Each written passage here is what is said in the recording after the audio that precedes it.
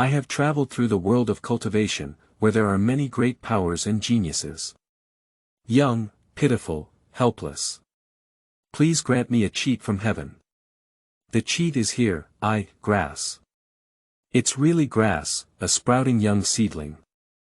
I have to take care of her, water her, find spirit stones, and honey even my child urine. This is black history, it cannot be said that it will be struck by lightning. Oh my goodness, when will she grow up and become my cheat? P.S. The original title for the book was Along the Immortal Road. One day, I suddenly thought of such a name and found it quite interesting, so I changed it to the current one. The book itself is still a traditional immortal hero, with a refreshing cultivation and upgrading text, while striving to construct a real cultivation world. I hope everyone likes it. Keywords of the novel. My cheat is Zuxianko without pop-ups. My cheat is Zuxianko TXT complete collection download. My cheat is Zuxianko latest chapter reading. Chapter 1. Wedge Yao clothing. You are listening at novelfull.audio. Chapter 1. Wedge Yao clothes. The vast universe is boundless. An irregularly shaped meteorite hangs in the deep starry sky. Surrounding it are many planets of varying sizes. As if the calm water surface was surging with waves, a delicate jade hand stretched out from the black curtain next to the meteorite. The jade hand gently swayed, and the space was torn apart like foil. A woman dressed in light green clothes walked out of it. This is a young girl who looks 18 or 19, wearing a cloud bun and a graceful figure. The girl's skin is like fat, her eyebrows are like light smoke, and under her big eyes, her small nose bridge is slightly raised, appearing delicate and agile. The girl looked around and frowned slightly, as if she hadn't noticed the person she was looking for. Then close your eyes and wait quietly. Suddenly, the girl seemed to notice something, her eyes suddenly opened, and she looked around at these stars, her face changed greatly. Trapped Immortal Formation. This is the Yin-Yang 8 Directions Trapped Immortal Formation. Who is this? Come out. Hee, a light smile came from the night sky, revealing a woman in extremely beautiful palace attire from a distant planet. This woman is dressed in a big red long dress, with a graceful and full figure. Soft black hair hangs down casually, all the way to the waist. Barefoot, white as jade. In this vast and empty night sky, women are like a night rose, carrying an almost enchanting beauty. The woman's smile was full of pride. Yao Yi, it's your Qianma sister here. You little one, you've been hiding from me all these years. This time, I finally managed to invite you here. As she spoke, the woman named Qianma waved her hand, forming a figure on each of the 10 planets in all directions. These people have different ages and appearances. Some are dressed in black and strong attire, while others are dressed as Taoist and Bodhisattva. Each one has a cold and indifferent expression, except for a beautiful woman dressed in yellow. Her gaze towards the young girl carries some worries and expectations. These 10 people are located in 8 directions. Due east, due south, due west, due north, southeast, southwest, northwest, and northeast.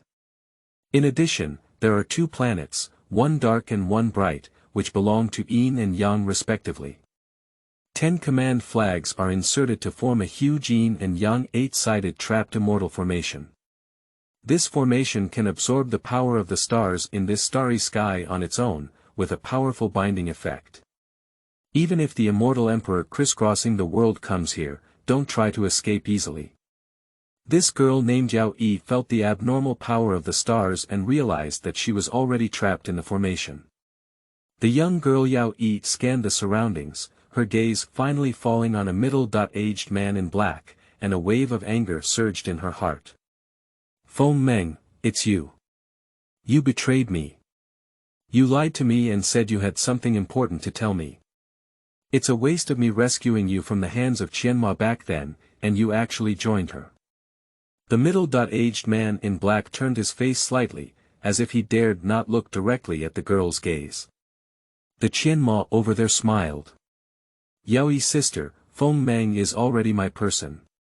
Let you rescue him, it's just a scene we played. I didn't expect my sister to be so kind and easily fooled, Yao Yi turned her head to look at Qianma, but her gaze was disdainful. What's wrong with being deceived? Old witch, if I want to leave, can you stop me? These 30.3 days, where do I want to go? Even the Taoist ancestor can't stop me. Being called old demon woman, in front of her, even Qianma, would have the upper hand, and her mood was quite good, with a hint of anger. Qianma has always boasted about her beauty and was praised as the most beautiful woman in the immortal world. Although there are billions of realms in the immortal world and countless stunning women, those who can rival her in appearance have lower cultivation than her. Her cultivation is comparable to hers, and there is really no one as magnificent as her. This will be pointed at by a yellow-haired girl and scolded by the old witch. Qianma is really the first time she has encountered it, and she can't help but laugh and be angry. Yao Yi, in all worlds, there is your Yao Yi. Even if you are caught and killed here, you can still be resurrected from elsewhere, right? That's right. Old witch, since you know, you're still trying your best to catch me. Isn't it a joke? Auntie won't play with you this time, and next time, I'll visit you in your immortal realm. Yao Yi's expression was a bit proud, and her face was fierce. Her divine consciousness began to enter her own sea of consciousness. There are countless starlight dots, each one of which is a world. As one's mind reaches, one can go to that world. Traveling through countless realms without being suppressed and nowhere to be found, this is her unique talent. With this talent, for millions of years, countless great powers and immortal emperors have been trying to capture her, either studying or drawing on her talent, but in the end, all efforts have been in vain. This time, I'm sure it's no exception. Do you think this time is no exception?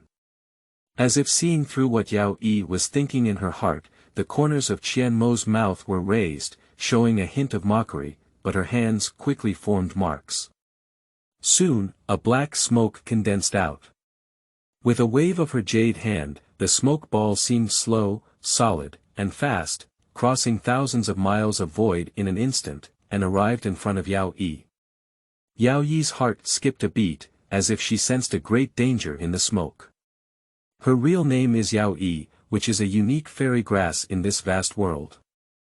Later, she gradually became known as Yao Yi. She is said to be unique because every world has this Yao Yi grass, but there can only be one Yao Yi grass. This grass is not only capable of freely crossing countless realms, but also adept at transformation. It often transforms into various plants and rarely appears in its original form. Even immortals cannot find her trace. Although it is convenient for Yao Yi to cross the world, there is also a major drawback. The essence must either fall or wither and disappear in this realm before it can be revived with the help of Yao Yi grass from other realms. After so many years of avoiding arrest, Yao Yi naturally has a way to quickly disappear. However, no matter how fast it is, there is still time, and that puff of smoke obviously won't give her that time. With a quick decision, Yao Yi decided to block the trembling smoke before considering the matter of disappearing and escaping. With a soft drink, Yao Yi swung out a wooden shield. This wooden shield is green and thick, with a sense of heaviness from the vicissitudes of time, clearly not an ordinary immortal artifact. However, when the smoke ball encountered the wooden shield, it seemed as if it was intangible and without any resistance. In an instant, it penetrated the wooden shield and continued to attack Yao Yi. Yao Yi's face changed greatly and she wanted to avoid, but the star power of the trapped immortal formation tightly bound her, making her feel like she was stuck in a quagmire. Yao Yi had no choice but to summon several defensive immortal weapons in a row and add more than 10 shields in front of her, but it was ineffective. The smoke ball still passed through these immortal weapons and shields one by one, and with a whoosh, it entered her body. It seemed like a gloomy cold from the depths of the soul, instantly permeating the whole body. Yao Yi trembled all over, and at the same time, she noticed that the billions of twinkling stars in the sea of consciousness were instantly dim, until it was pitch black. "Old witch, what have you done?" Yao Yi was shocked and looked at Qian Mo, her eyes already filled with anger. "This is a magical skill that my sister developed specifically for you a few days ago." Qian Mo's tone was faint, but his pride could not be concealed. "Through the essence, trace and annihilate every clone." "How about, can you still feel your clones now? Without these clones, can you still cross the world now?" "You. Don't worry, sister, and you have no grievances or grudges. I just want to invite you to be a guest and ask you for your skills in crossing thousands of worlds." "As a guest?" Yao Yi sneered, "Just like you did to me the previous time, imprisoning me, sealing off my divine consciousness, leaving me nowhere to go. And then today you split my soul, tomorrow you draw blood, and I will do your research." Yao Yi gritted her teeth and became increasingly resentful as she spoke. The woman in yellow in the distance also showed an expression of unbearable expression upon hearing it. "You haven't had any experience for the first time." Qianhua smiled and said, "I'll compensate my younger sister here. I won't be so rude in the future. I will treat my younger sister well and won't let you suffer. Do you think I will still believe you?" Yao Yi looked contemptuous. "Believe it or not, sister is sincere. What if you never learn?" Yao Yi suddenly looked up and asked seriously. "That's not easy to handle. Sister is so stupid, we can only grind it slowly. 10 years is not enough, just 100 years. 100 years is not enough, only 10,000 years. Anyway, as immortals, the most important thing we need is time. That's my innate talent, you'll never learn it. Then keep learning. When will you learn and when will you let go? If you can never learn, then don't blame me for imprisoning you until the end of time.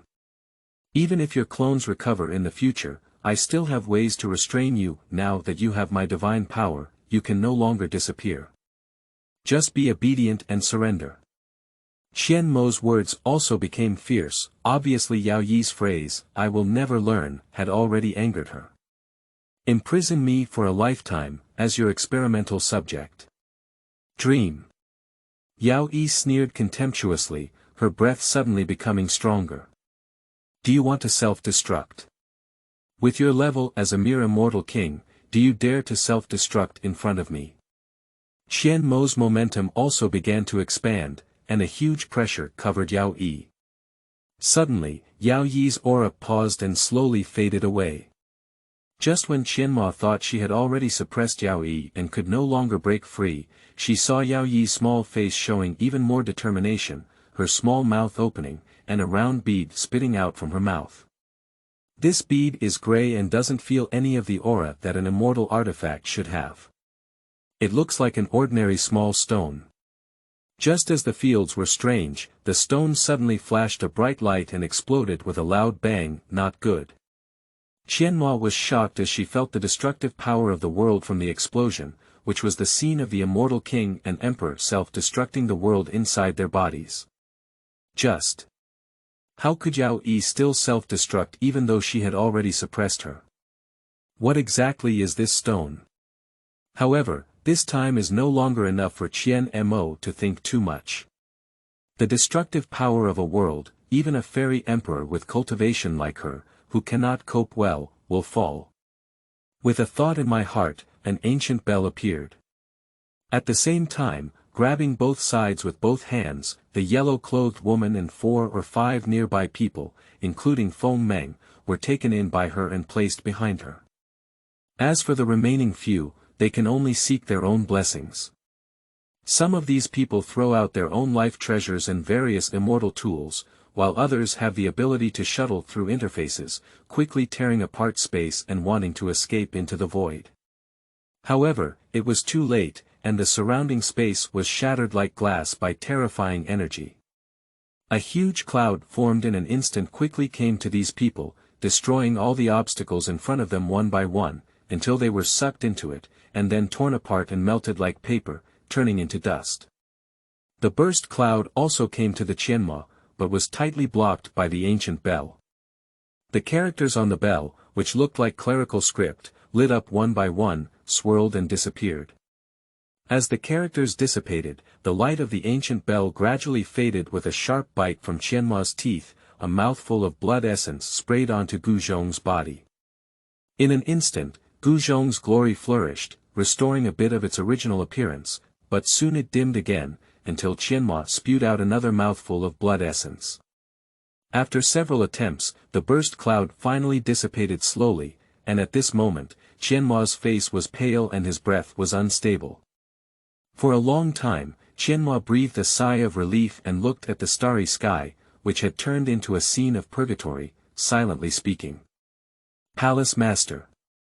The woman in yellow and Feng Meng were actually intact, and they looked at the fields with concern. Are you okay?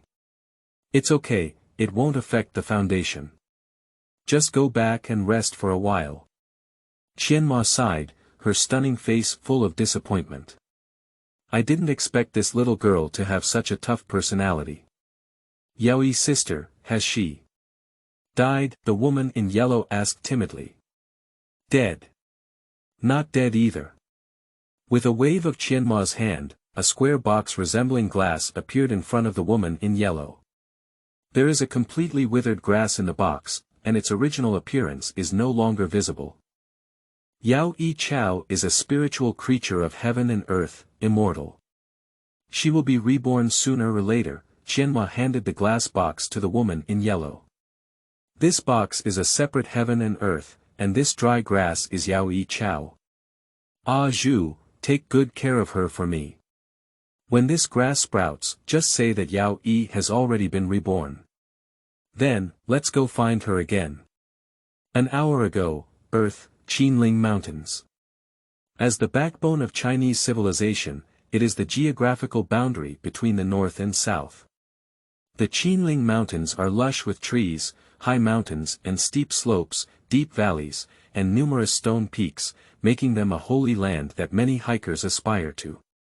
Yang Zhen, a mechanical engineering student who has just graduated for 2 years, is a sales representative of a well-known machinery import and export company.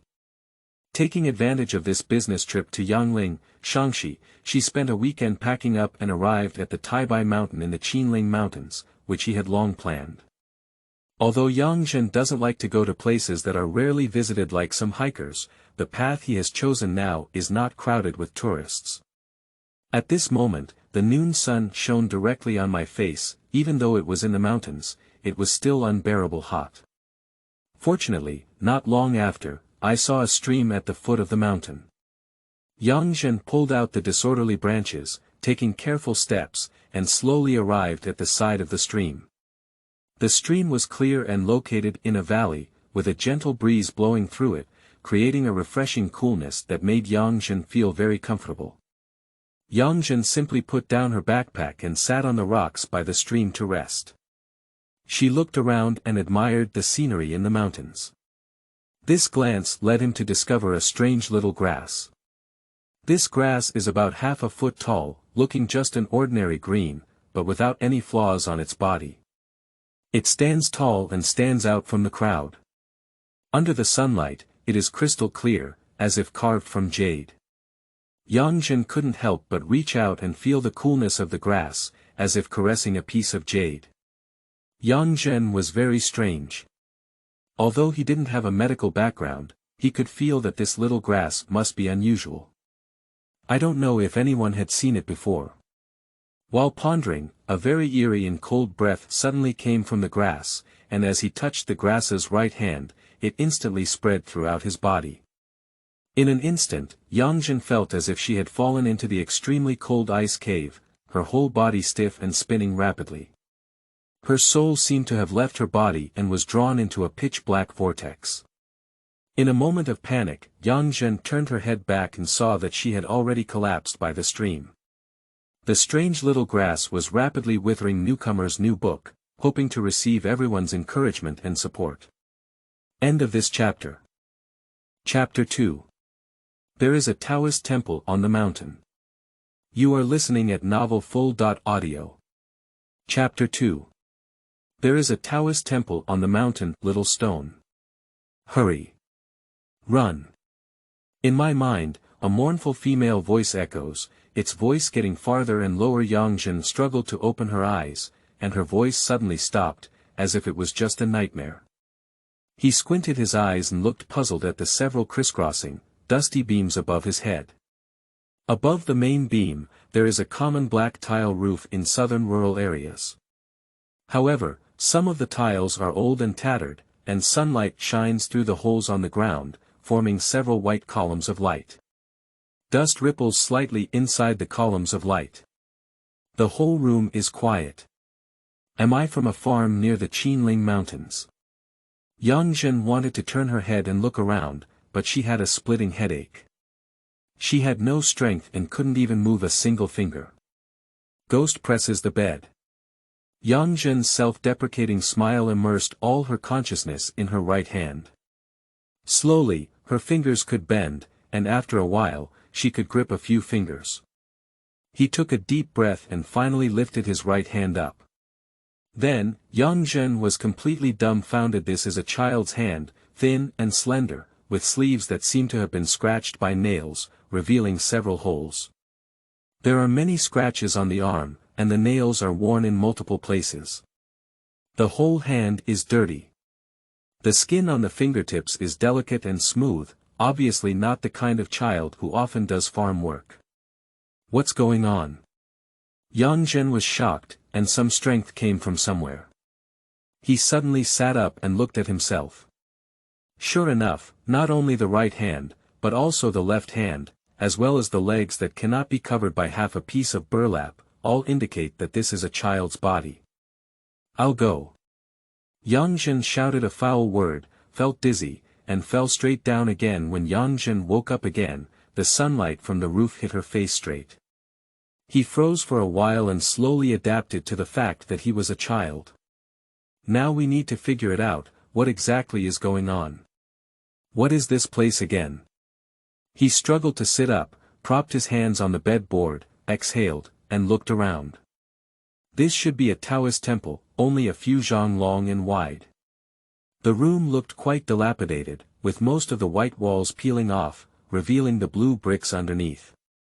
Spider webs and thick dust can be seen everywhere on the corners and eaves, but the ground is still relatively clean, indicating that someone is still cleaning. In the middle of the main hall was a mud statue of a Taoist dressed up, with handwriting resembling clerical script. After reading for a while, Yangzhen seemed to recognize the character, white. There is a candle holder on the incense table that seems to have been unused for a long time, but I haven't seen the incense burner. The gate of the Taoist temple has long disappeared, with a large bamboo cage blocking it. Yangzhen looked at the place where she was lying, and it was a door panel with some colors still falling off. A few steps away from her, there was also a similar door panel. There are some dead branches and thatch under both door panels, and the hard stubble is very uncomfortable. There is also a porcelain bowl with a missing corner on the ground, containing a small bowl of water. Yangzhen was impatient with hunger and thirst, and didn't care whether it was clean, so she drank the water in one gulp. He felt a bit weak in his legs and tried several times before standing up. He took a step forward and almost fell to the ground. After finally stabilizing his body, he continued to wobble and walk towards the door. When Yangzhen moved the bamboo cage at the door and stood outside the Taoist temple, she was already sweating profusely and panting heavily. The Taoist temple is built on a hillside, with a green grassland outside. It looks like summer, with lush grass and scattered white, yellow, and red flowers. A small path bypasses the grassland and passes through a forest, winding all the way to the foot of the mountain. Looking up, the distance is filled with mountains, layers of mountains and endless ranges. The sky is very blue, scattered with a few white clouds, and the sunlight shines freely on the entire world. In the distance, there were faint cicadas and birds chirping, and the sound of mountain winds brushing against the tree tops. Apart from that, there was silence all around.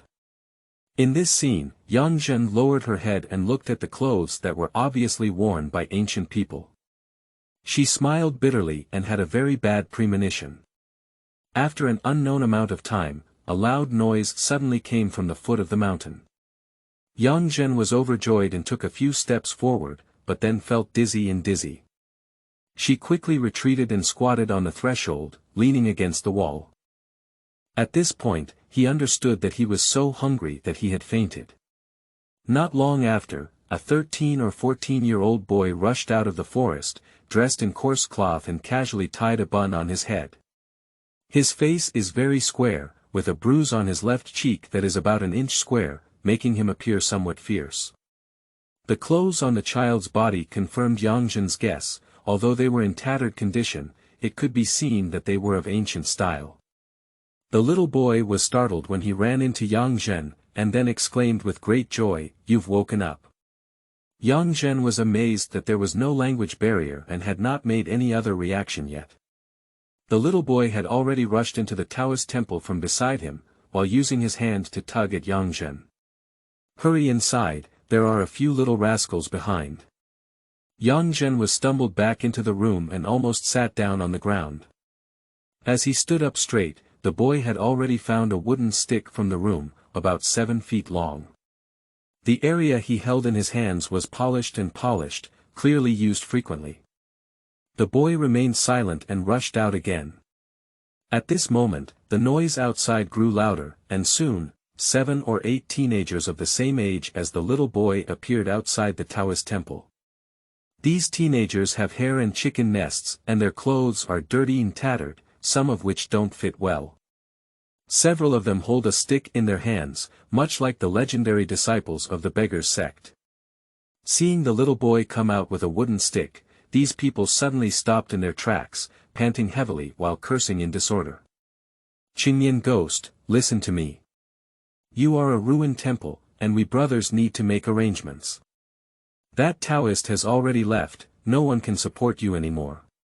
Please obediently let the Taoist temple out. Why do you occupy such a large Taoist temple? Relying on others to be grandsons." Someone chuckled. Some people also saw Yang Zhen standing behind the door frame, and her words became even more brazen. "Oh, his little brother is coming out. It looks different from us, white and tender. Where did this come from? What little brother? I think he's a good friend. No wonder he wants to occupy this dilapidated temple. They treat this place like a bridal chamber. You look really pretty. TSK, come to my brother's place, he loves you. I am very white, tender, and also very beautiful." Yang Zhen really wants to find a mirror to see her appearance. He didn't have the heart to dwell on these unpleasant words at this moment. Yang Zhen didn't care, which doesn't mean someone didn't care. But when she saw the little boy shouting loudly, waving a wooden stick, she rushed towards these people. The little boy's movements were quite systematic, obviously practiced and very fast. He rushed to one of the people in front of him, who was shouting to love Yang Zhen. The person had just raised the stick in their hand to block it when they were stabbed in the navel by a wooden stick and fell to the ground with a scream. The little boy lifted his arm and pushed forward, then poked toward someone next to him. A few people were already prepared for this meeting. When they saw the little boy rushing towards them, the person who was in charge threw down the wooden stick and ran away, quickly running for 7 or 8 zhang. The other few people also dispersed, while 2 of them bypassed the little boy and ran towards Yang Zhen, one on the left and one on the right. The little boy quickly retreated and stood guard at the entrance of the Taoist temple. The 2 people who ran over also stopped their steps. In a short while, the other scattered people also gathered around again, but this time they were a little further away from the little boy than before. There was another standoff on both sides, with only the boy who had been knocked down just now still holding his stomach and howling and rolling on the ground. New book for newcomers, seeking collection and recommendation. End of this chapter. Chapter 3. My name is Little Stone. You are listening at novelfull.audio. Chapter 3 My name is Little Stone. These beggars quickly changed their way, and each person picked up some stones and earth blocks in their hands and threw them at the little boy. The little boy was well prepared and placed the large bamboo cage in front of him, with people hiding behind him. Even though the stones rained down like raindrops, they were blocked by this bamboo cage. It was only when someone got closer that they suddenly erupted, rushing forward like a fierce tiger, knocking down the person with a single blow, and then retreating back. The speed was so fast that hardly any stones hit him. Now no one dares to approach again. The scene fell silent for a moment, and the crying voice turned into intermittent moans. Neither side of the standoff moved again, the scorching sun and sweat quickly drenched their bodies. Perhaps due to the arrival of consciousness, the group of young people outside no longer spoke arrogantly, but instead began to plead and plead softly. Brother Taiju, we won't rob your temple either. Let's just make do with sleeping together at night. Yeah, when it's nighttime in the city, they're always chasing us everywhere, and we don't have a place to go either. We all make a living in the same place. If you don't help us, who else cares about us? Some soft and harsh words are spoken together. It's already a bit cold at night now. In winter, there's no place to live and people will die. If we can't survive, you can't think of a better life. You don't want half of the Taoist temple to be given to us. Be careful we catch you, little brother, and start eating meat.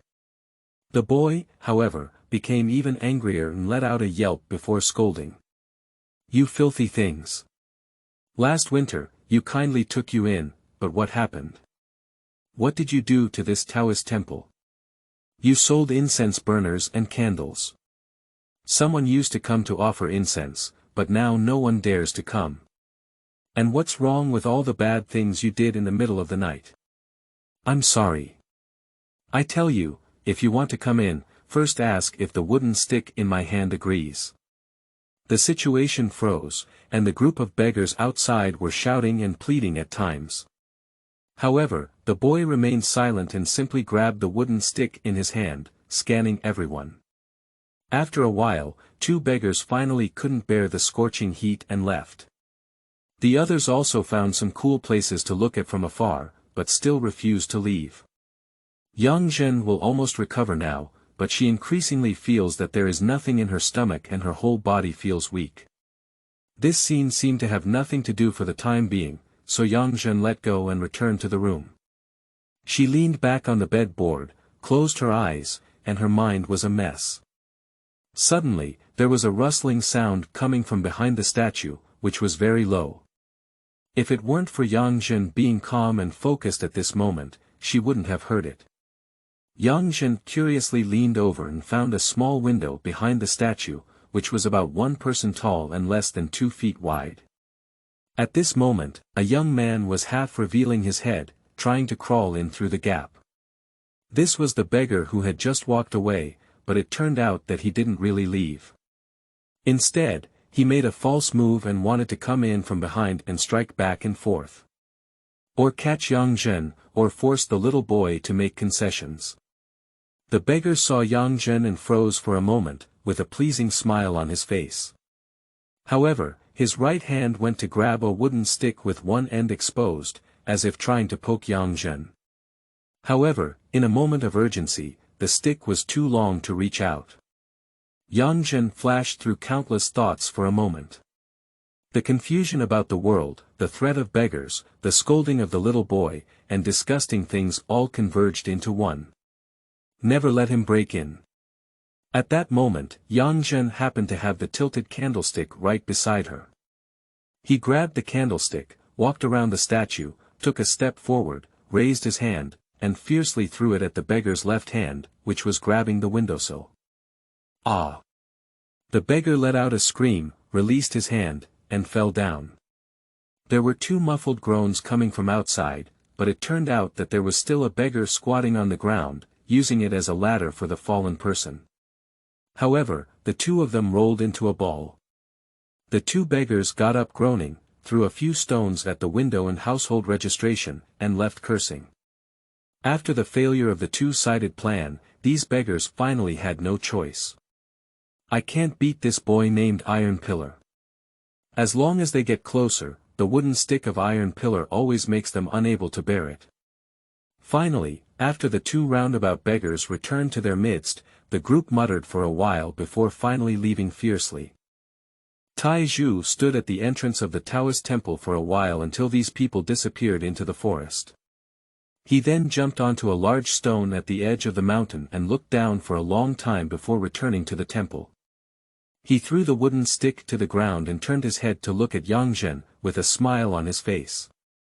"You're quite impressive, haha. You smashed it well."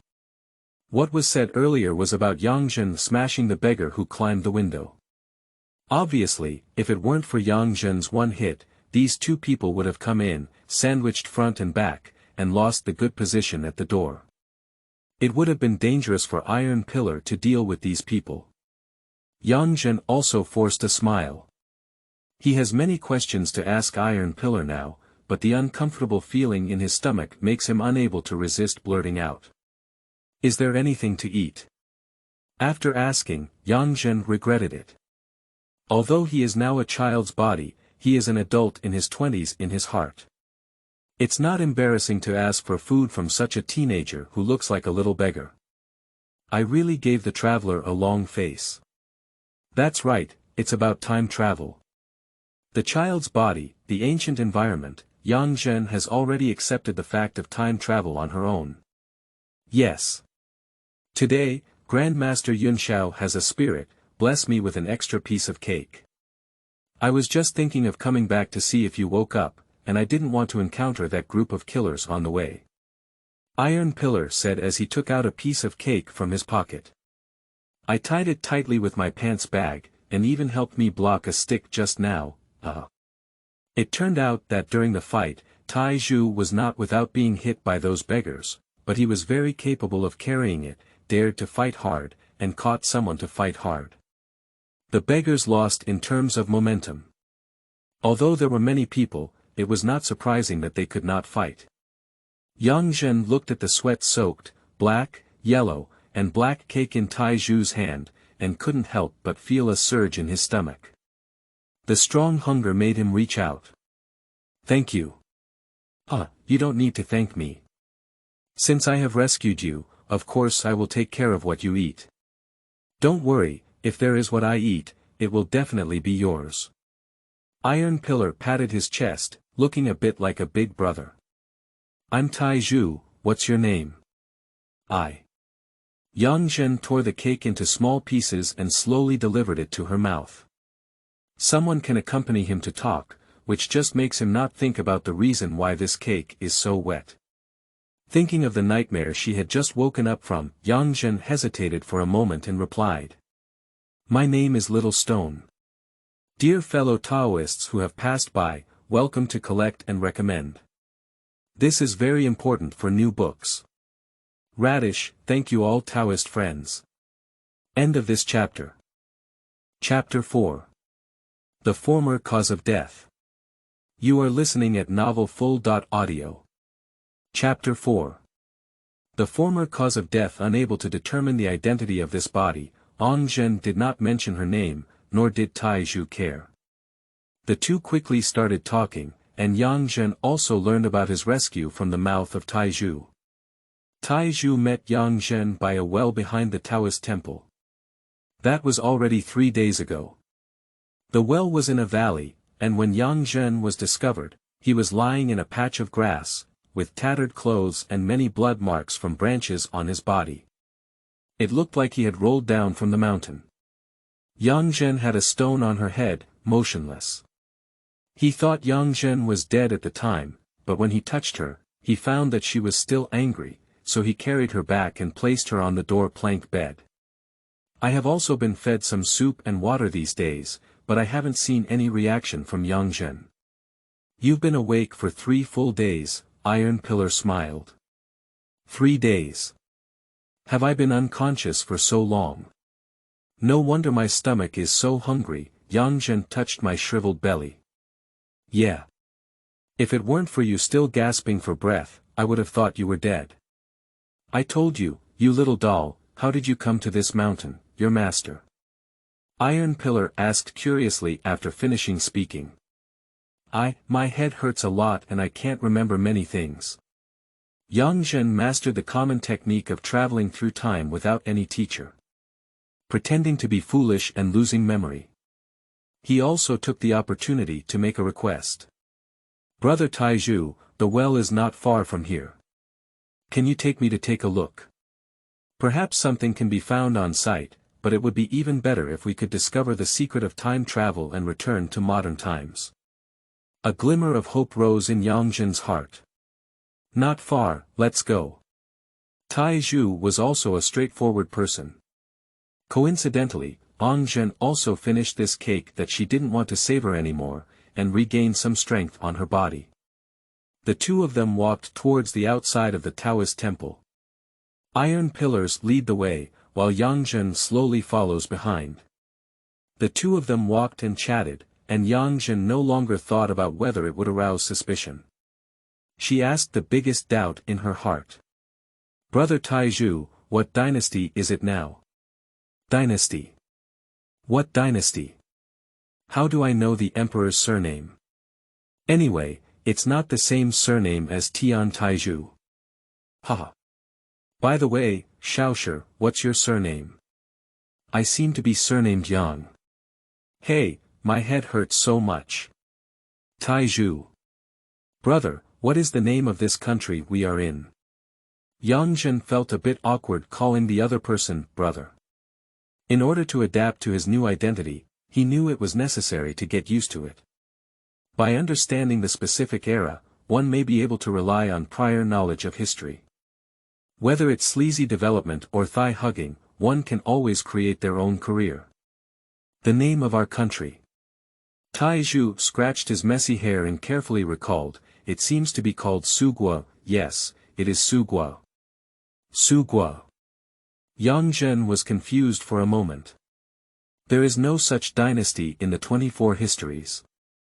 Is it the spring and autumn period and the warring states period now? Yes, there were so many countries back then, I remember there were many small countries like this. Just God, can you tell me when this Su country was born, when it was destroyed, what kind of people there were, and what deeds there were? Which Su? Is it Yanwu Su or Shuangren Su? Yang Zhen continued to ask.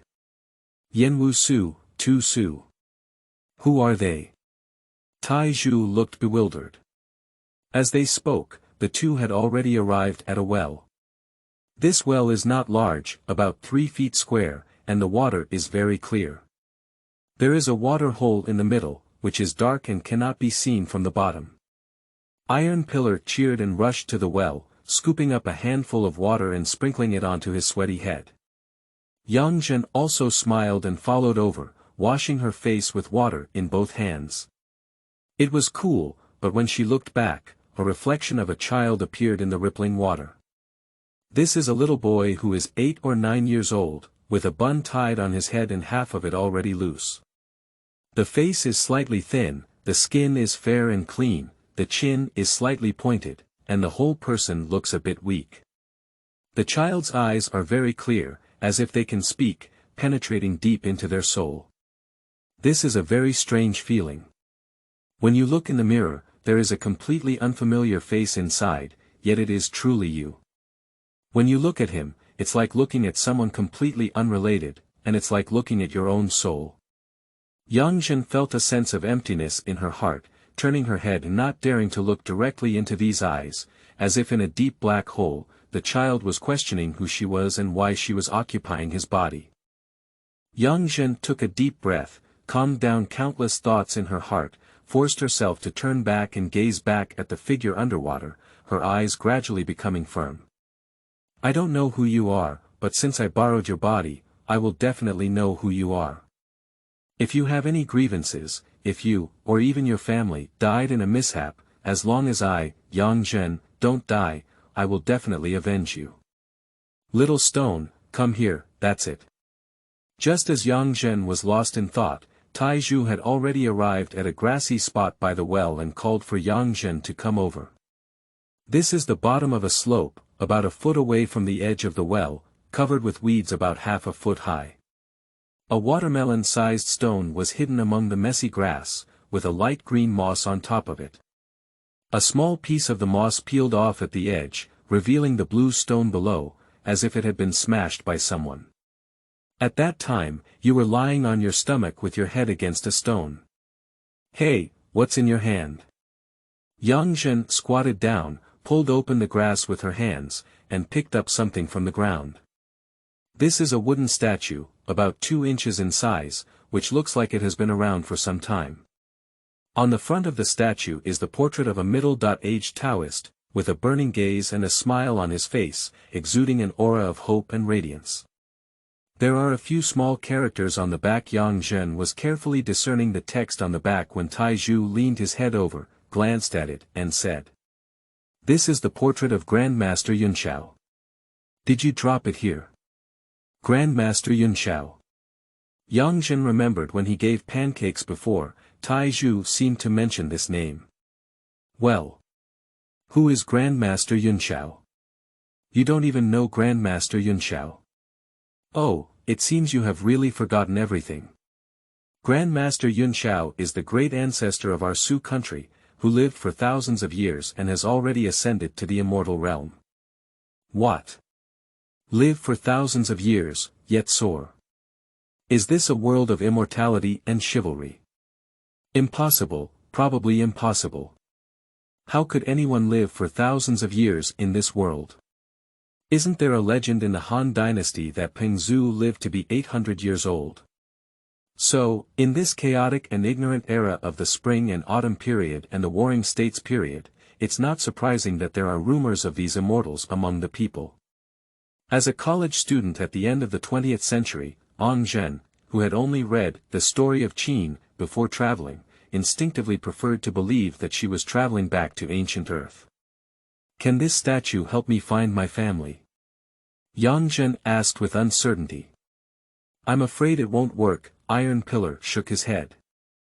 This statue is in Shugua, and it can be said that every household has it. My family used to have one, almost the same mold. If you want to find your home through this, unless Grandmaster Yunxiao blesses you, it seems to be of little use. Yang Zhen was very disappointed, and after thinking about it, she still carried the wooden carving in her arms. He continued to look at the grassland where he was lying, imagining the scene at that time. Suddenly, his brow furrowed, as if something was wrong. Brother Taizhu, did you say I was lying here with this stone on my head? Yes. Can you help me think about why I'm unconscious here? Then why don't you think about it? Look at this big slope, this piece of grass. You must have rolled down from above, hit your head on this rock, and then fainted. Not right. Yang Zhen pondered to herself, analyzing the traces of peeling off this blue stone, that the force of the body hitting the stone at that time was not too small. If that's the case, how could there be no scars on the head?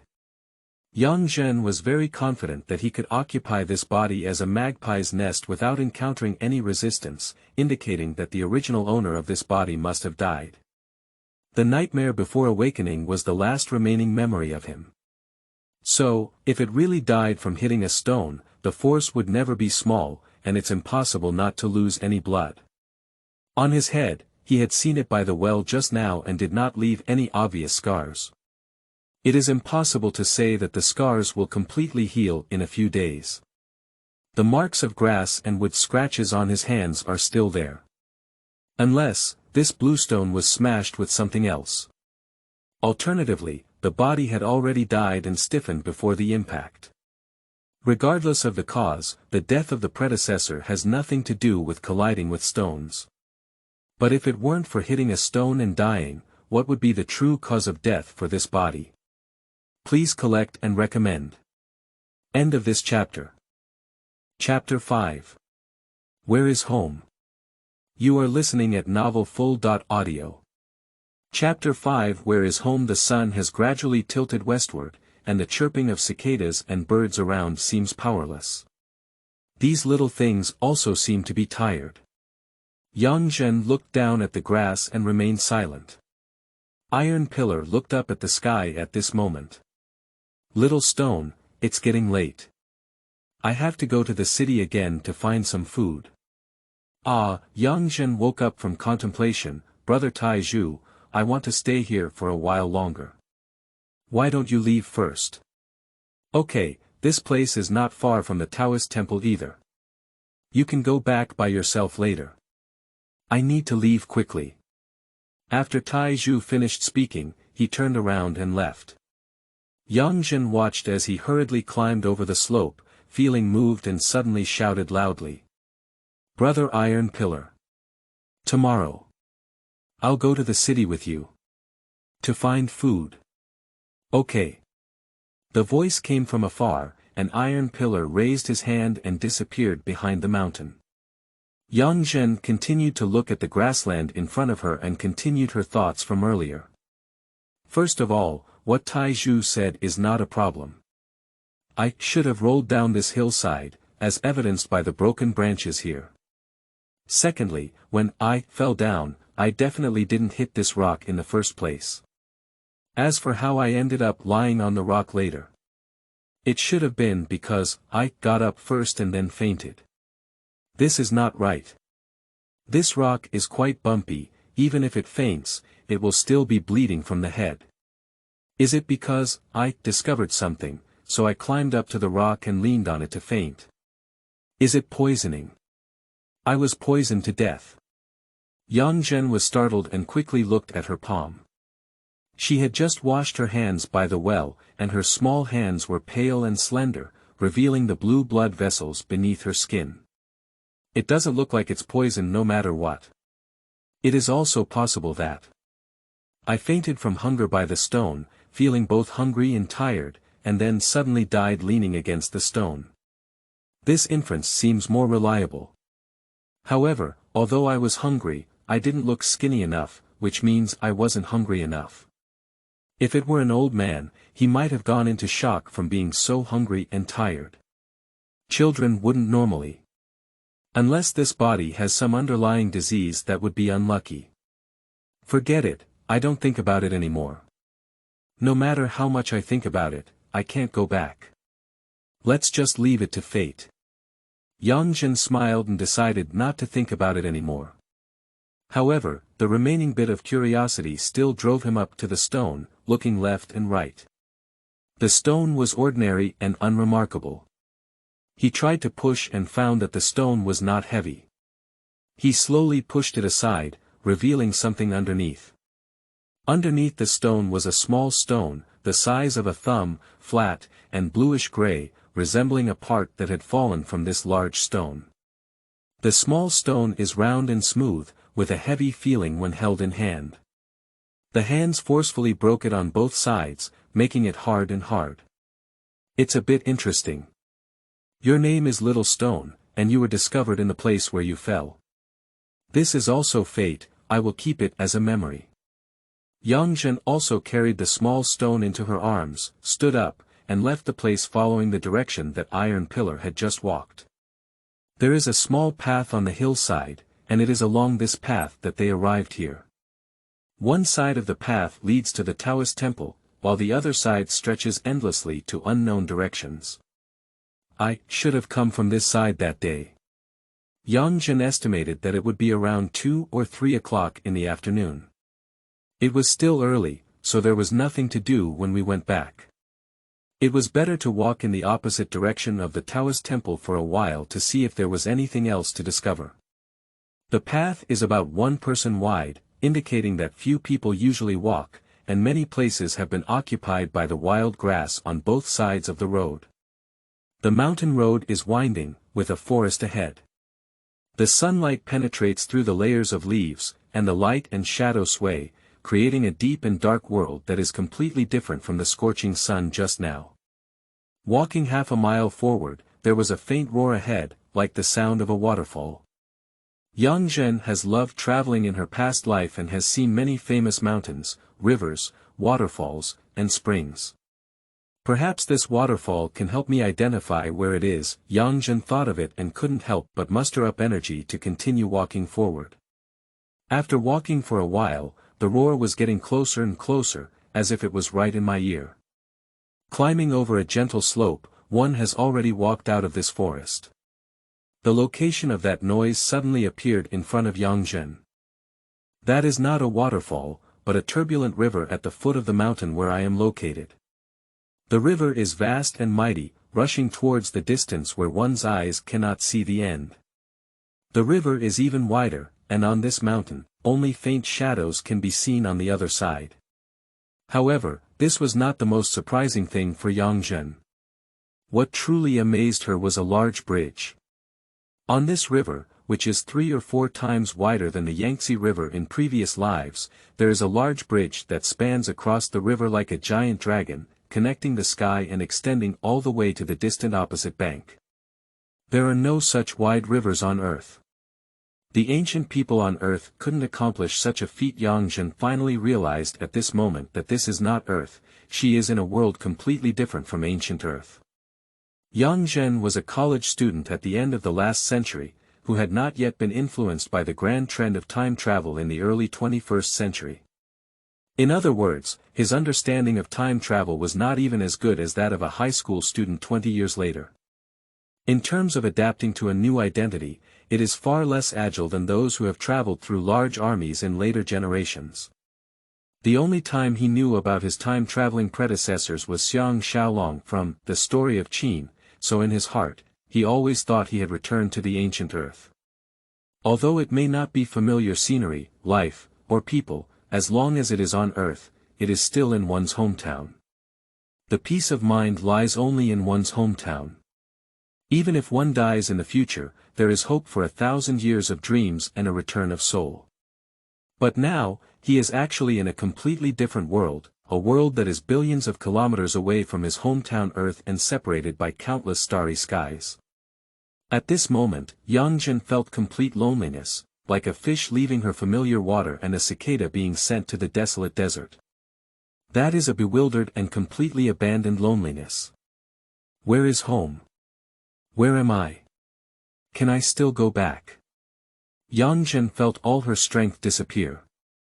He sat down dejectedly, gazing at the big river at the foot of the mountain, motionless and silent for a long time. There are dozens of fishing boats, big and small, on the river. These fishing boats are all close to the riverbank and not far from the shore. The farthest one is about 100 zhang away towards the center of the river, which is almost negligible compared to the vast river surface. The river is raging with muddy waves, and fishing boats are undulating up and down.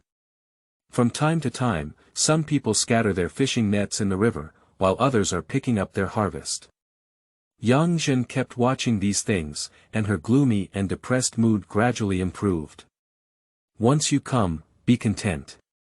As long as you work hard, just like these fishermen, he can definitely live well in this unfamiliar foreign land. At this moment, there were sudden screams of surprise coming from the river, and in the midst of the surging mountains, a big fish slid out from a fishing boat. The fish looked half the size of a boat, with its head occupying half of its body. It opened its big mouth and sucked fiercely at the fisherman on the boat, and the person couldn't help but fly towards the fish head. The fisherman, however, was not without any precautions. He was holding a harpoon in his hand, and although his body was in the air, the harpoon was already sticking to his head and thrusting upwards. Obviously, he was also fighting to the death with this big fish. The fish, however, made a clever flash, and the waves it carried rolled towards the fisherman, driving him into the river and disappearing into the water in an instant. Thank you to my book friends. I am Li Mummy, the star is shining today, the white horse is passing through the gap, will you be risking your life? I am Do Jianxin, the god of the 9th month in the twilight, and the young lady of the blue sky, fertile soil, and the cool breeze of the ocean has cast the recommended votes. Every vote is everyone's encouragement and support for me. Radish, thank you. End of this chapter. Chapter 6. Immortals. You are listening at novelfull.audio. Chapter 6 Immortals. At this point, the river surface was already in chaos. 2 boats were rowing towards the scene of the incident, and the fishermen on board were holding their harpoons and shouting loudly, as if calling on the nearby boats to go and rescue people.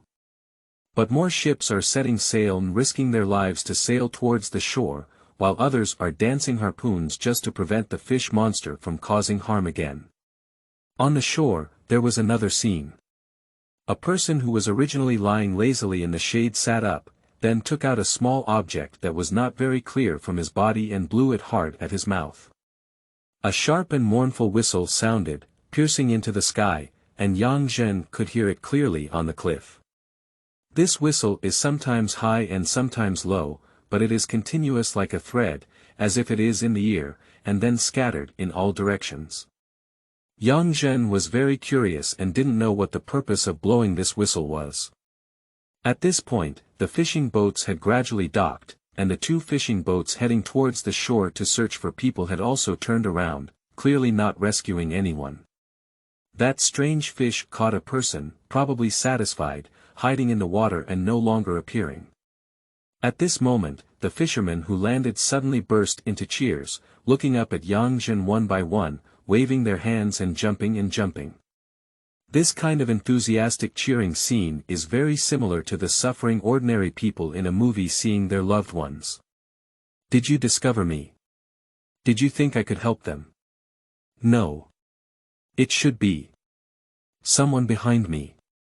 Yang Zhen was trembling with fear, following the gaze of those people and turning her head to look at the sky behind her. There was no one behind, but under the azure sky, there was a white light rushing towards us. The white light quickly reached Yang Zhen's head, about a few tens of zhang high from him. Yang Zhen fixed her gaze and saw that the white light was about 3 feet long, faintly reflecting a metallic luster, clearly resembling a precious sword. What's even more surprising is that there is still a person standing on the white light, dressed in a blue Taoist robe, whose appearance is not clear to see. I only felt that this person was standing tall and indifferent, looking around with great energy and standing out from the crowd.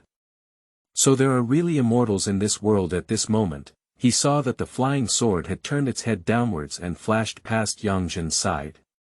The immortal on the sword seemed to have also glanced at him. Quickly, the flying sword approached the group of fishermen on the shore, and the Taoist slowly descended from the flying sword. A person greeted him, and it was the person who blew the whistle just now. He pointed to the distant river while loudly saying something. After the person finished speaking, they took a few steps back and stood with their hands tied, showing great respect. Those fishermen were just forming a circle from a distance, with no one coming forward, let alone daring to make noise.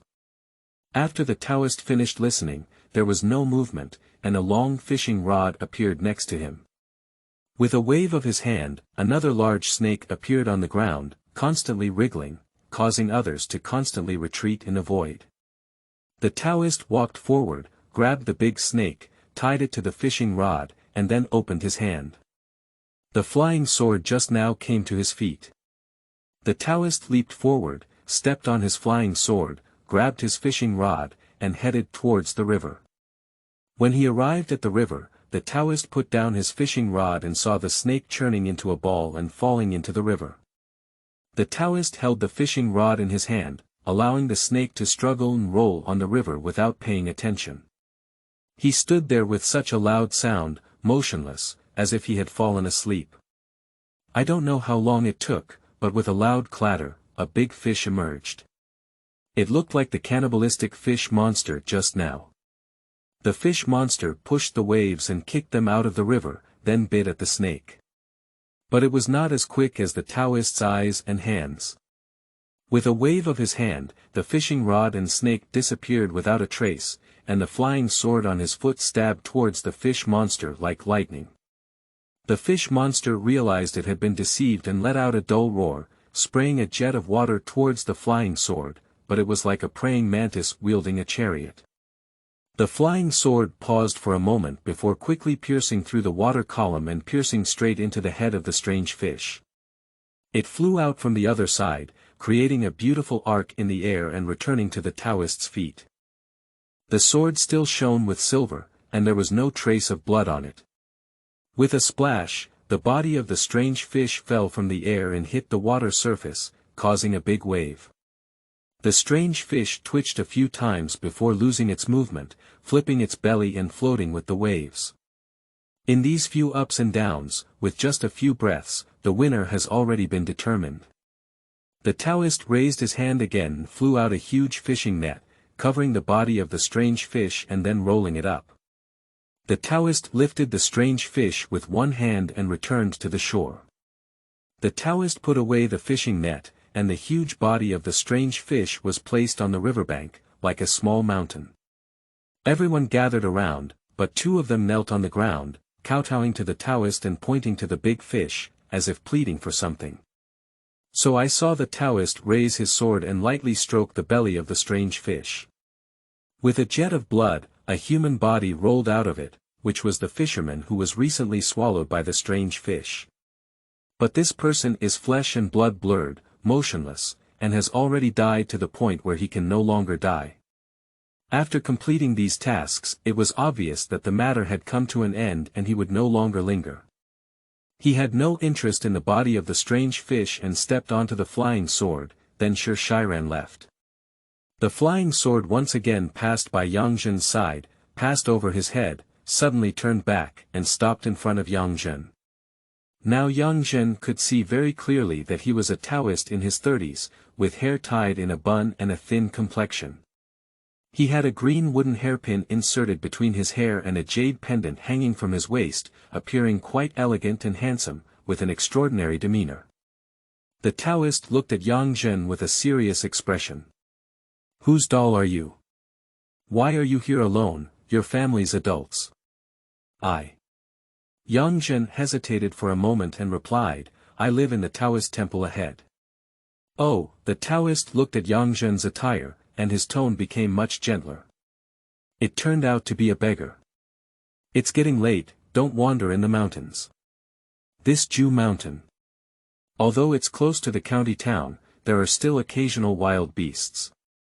I just killed a group of cannibalistic wolves these past few days. You little doll, hurry back." After the Taoist finished speaking, he ignored Yang Zhen and the flying sword turned around again, flying high into the sky in a blink of an eye. "Hey!" Yang Zhen didn't pay attention to what the Taoist was saying. At this moment, his mind was full of thoughts such as, immortals, flying, immortality, and so on. There are really immortals in this world who can fly into the sky and enter the earth with high magic power. He even talked to me, this is my chance. Perhaps this is the only chance in my life to talk to a fairy, I must seize it, I must give it a try. Even if we fail, we won't lose 2 pieces of flesh. The opportunity to change our destiny may be right in front of us.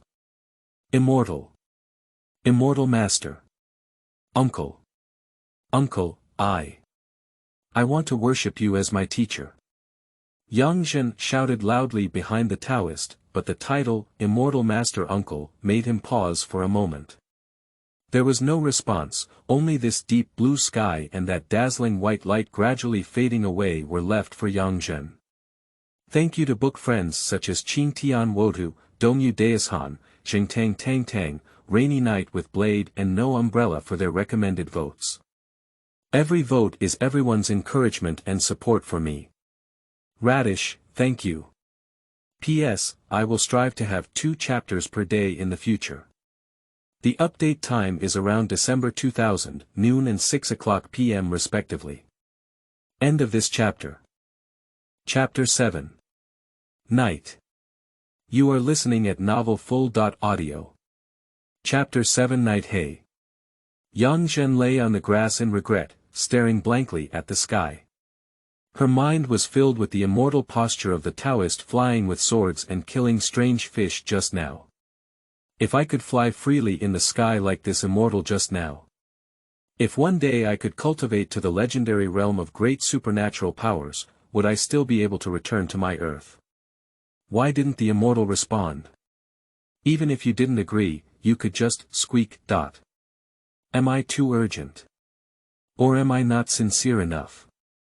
Whether it's a fairy or a goddess, they're all so cold and aloof.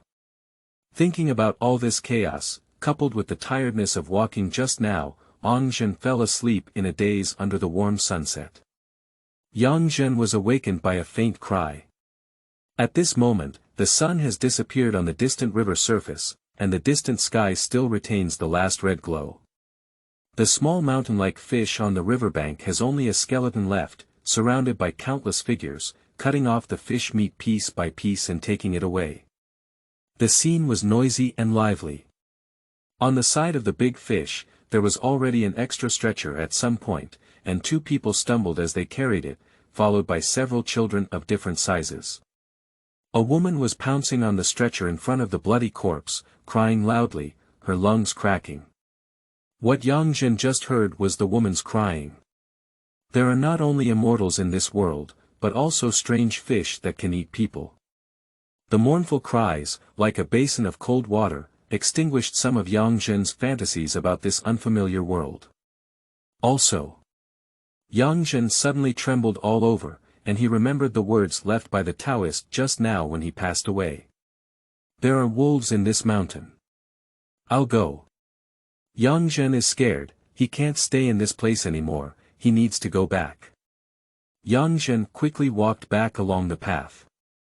At this point, the sky had become increasingly dark. In the blink of an eye, the distant peaks, nearby trees, grass, all became blurry. A dim and gloomy atmosphere filled this silent mountain forest.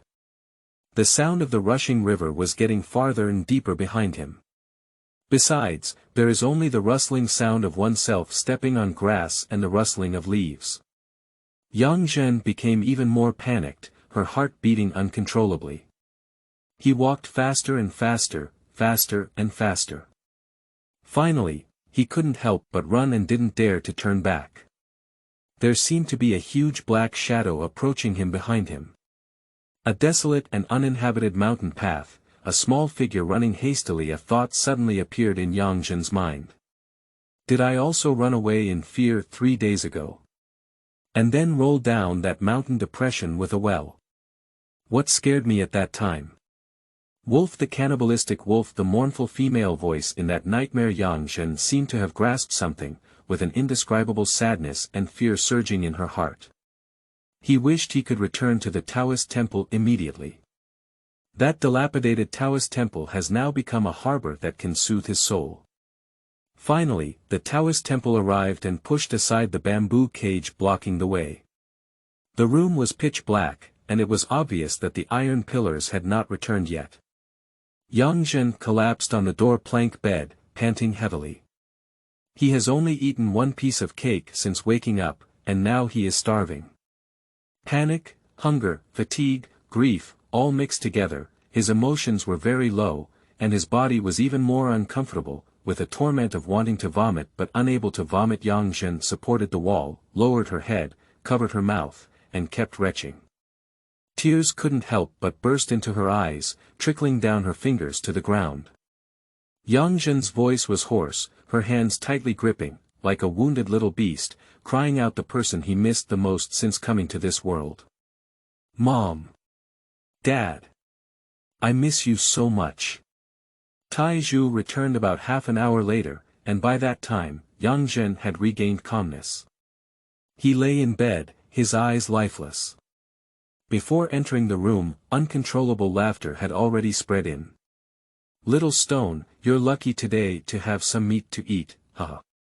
Amidst laughter, a young man with dark cheeks strode in, holding a stick in his right hand and a piece of flesh the size of an adult fist in his left hand. That meat is still raw, dripping with blood and water. Today is really a good day. A fairy slaughtered a big fish outside the city. As soon as Tai Zhu spoke, Yang Zhen immediately understood. After the strange fish was thrown by the immortal by the river, the people of half the city were shocked and went out to share this big fish. Iron Pillar also mixed in with the crowd and got this piece of fish and meat. Seeing what was being eaten, Yang Zhen came to her senses and said, "Do we have a fire? This fish is raw." Fire. Tai Zhu was stunned and suddenly patted his head. Oh, I forgot about this thing. He rummaged through boxes and cabinets, taking out a fire folder. This is still what the old Taoist left behind. Last year, those bad guys wanted to exchange it for food, but I hid it. The least lacking thing on the mountain is dead branches and leaves. Soon, the fire started burning, and the fish was flipped back and forth on the fire, dripping oil stains and emitting a fragrant aroma. Both of them eagerly watched the increasingly fragrant fish and kept swallowing their saliva. There is not much fish and meat, and even less after the two have finished dividing, but there is a feeling of fullness when eating it. This meat chews like dried beef, full of toughness and requires a good set of teeth. Fortunately, both of them are extremely poor, ferocious, and hungry, and what they lack the most is good teeth. For a moment, the courtyard suddenly quieted down, with only the sound of two people chewing fish and meat. After taking a sip of the water from the well, Yang Zhen took the initiative to start a conversation. "Brother Taizhu, have you ever seen a fairy?" "I've seen it before. They live in the big mountains ahead and can always be seen." "Can we go apprentice then?" "That doesn't work, you need to have that spiritual root." "Spiritual roots? Who can have spiritual roots? Do we have them?" "I don't have it anymore, you." Taizhu glanced at Yang Zhen. "Do you have it?" "I don't know." "Who would know?" "Of course it's a fairy. They can tell at a glance if you have spiritual roots. If they do, they will take you as their disciple and take you to the mountain. You can tell at a glance." "That fairy looked at me more than once today, but he didn't say anything." "Not right. No expression is also a kind of expression. He didn't agree to my apprenticeship. Does this mean that I probably don't have a spiritual root?" Yang Zhen felt a chill in her heart, and the just ignited hope was shattered like this. It's late at night, and the moonlight shines through the window lattice, spreading on the ground, quiet and beautiful. The iron pillar beside him had already started snoring loudly, but Yang Zhen found it difficult to fall asleep. The kind of headache that just woke up appeared again, with bursts of tearing sensation rushing through the brain like a tide, as if a tremor would cause me to detach from this body. Can this be considered a bodily rejection reaction? Yang Zhen felt bitter in her heart, pressing her forehead hard with both hands to slightly alleviate the pain. After a while, the pain in the head finally subsided. Yang Zhen had no intention of sleeping. He took out 2 gains from today. The wooden carving and the stone, gently playing with them in his hands, his thoughts slowly drifting away. What was your predecessor's identity? Although the clothes on the body were scratched and tattered, it can still be seen that the material is very smooth, similar to silk from previous lives. From this perspective, my family should be relatively wealthy. How could such a person be alone on the mountain? Is the woman in the nightmare his mother? I got separated because of encountering a pack of wolves. Does he still have relatives in this world? And that cloud ancestor, who lived for thousands of years and even ascended to the heavenly realm, where is this heavenly realm? Why is the writing here similar to ancient Chinese characters, and even language can be connected? Is there any connection between this world and the earth? And their own parents on earth, they are the only ones on their own. From studying to finding a job, I am still quite confident, and the elderly couple have always been proud of him. How would they mourn if they knew they had gone to another world? Yang Zhen dare not think about it anymore. Oh my goodness, may I wake up tomorrow morning and still be the Yang Zhen on earth, not the little stone on the mountain. With this hope, Yang Zhen finally fell asleep. P.S. There will be more descriptions of Yang Zhen's feelings in the previous chapters, and I'm not sure if everyone likes them, which makes me very uneasy. After reading many time travel novels, I also ask myself, what would be my mood if I suddenly found myself in an ancient world? I think the first thing should be fear, loneliness, and confusion. If you find it difficult to understand, you can assume that you suddenly become a villager from a tribe in Africa or a remote and backward mountain village in Southeast Asia. What would happen to you? Perhaps the first reaction is to kneel down and beg God to send you back. So Yang Zhen cried because she missed her parents, and I think this is a normal reaction. Even if he reaches a high level of cultivation in the future, he is lonely and helpless at this time. I hope to use Yang Zhen's experience to gradually depict the world of immortality and chivalry that I imagined. Just limited to my own level, this may seem a bit dull. I hope everyone can forgive me. Thank you. Thank you to book friends Ereshkigal for the recommended votes of Qin Feng Zhujiu, Jikat, Kong Ma Huiming, Ding Xiaorua, 1405131405199798, and Uncle Zay for his salted fish without boiling water. Every vote is everyone's encouragement and support for me. Radish, thank you. End of this chapter. Chapter 8. Begging. You are listening at novelfull.audio. Chapter 8. Begging. The next morning, as promised, Yang Zhen was disappointed to find that he was still in this dilapidated temple, neither returning to earth nor transforming back into the young Yang Zhen. Taizhu got up earlier than him and was carrying a bucket of water into the room. Although she didn't become an adult, Yang Zhen only felt that her spirit and energy had improved a lot compared to yesterday, and her whole body had gained strength. I don't know if it's because of the half piece of fish and meat from last night. It's just that the portion size is really small. Although I gained strength, the hunger in my stomach seems to be even stronger. The two quickly finished packing up, picked up a wooden stick each, and then made an appointment to go down the mountain. As for the wooden stick that was regarded as a treasure by the iron pillar, it was still hidden by him in the Taoist temple. In the early morning, mist rose up in the mountains, enveloping the two people in groups. Except for the nearby green grass and path, everything else was shrouded in mist, and nothing could be seen clearly. The two of them walked and chatted, and by the time the sun came out and the clouds gradually dissipated, they had already arrived at the foot of the mountain. Looking back, the mountains are lush and vast, with mist like a thin veil draped over the mountains, like a dream-like fantasy, like a fairyland. Crossing the last hill, a towering, majestic city suddenly appeared before the two of them. Yang Zhen estimated that the city wall was several times higher than the ancient city wall of Xi'an he had seen in his previous life, like a stone mountain. Just yesterday, after seeing the methods of Immortals and the even more majestic bridge on the river, Yang Zhen didn't seem so unbelievable when she saw such a high city wall. There is a team of guards under the city wall, dressed in armor, with an indifferent expression. Yang Zhen curiously looked at these ancient soldiers, only to receive a cold glance from the guards, but fortunately did not stop them from entering the city. Passing through a long, tunnel-like city gate, the two of them entered the city called Qianyang.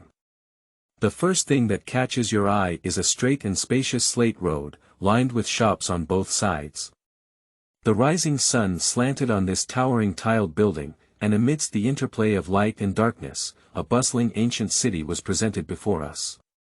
Yang Zhen followed Taizhu a few steps and joined the crowd walking on the street.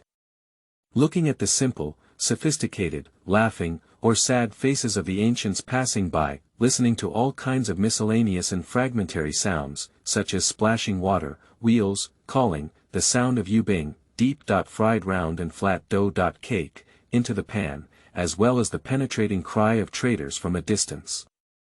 Yang Zhen felt as if she was in a grand ancient costume play, with an absurd sense of reality, both novel and perplexed, unsure of what such an ancient city would bring to her. Finally arriving at a bustling market, Taizhu stopped in his tracks, and Yang Zhen followed suit, looking at him curiously. "This is the morning market, just wait for me here and I'll take a look," Taizhu instructed, not wanting Yang Zhen to follow him again. Yang Zhen knew what he was going to do, and he had been mentally prepared since last night. He didn't say much and nodded. Watching the iron pillars sneak into the crowd, Yang Zhen withdrew her gaze and surveyed the various stalls around her. There are all kinds of food here. Zigzag beef charred cakes, glazed osmanthus iced cream, fried golden potsticker, and steaming wonton stalls. The fragrance drifted in, and Yang Zhen kept swallowing. The one with thin skin and big stuffing should be xiaolongbao, which should be eaten while it is hot, but you should be careful to burn it. You'd better bite a small hole and suck it, tut it, it's juicy and delicious, with endless aftertaste. It looks like pea puree cake with light yellow color. I don't know whether it tastes like ours. It tastes sweet and delicate, and melts in the mouth. Is this white and slender rice noodles also? It looks so elastic, and it must be chewy. Is the red one next to it chili powder? It needs to be poured into the steaming soup. After eating, it must be sweaty and cool. Well, there are also roasted chicken wings, with crispy skin, tender and juicy flesh. I really miss them.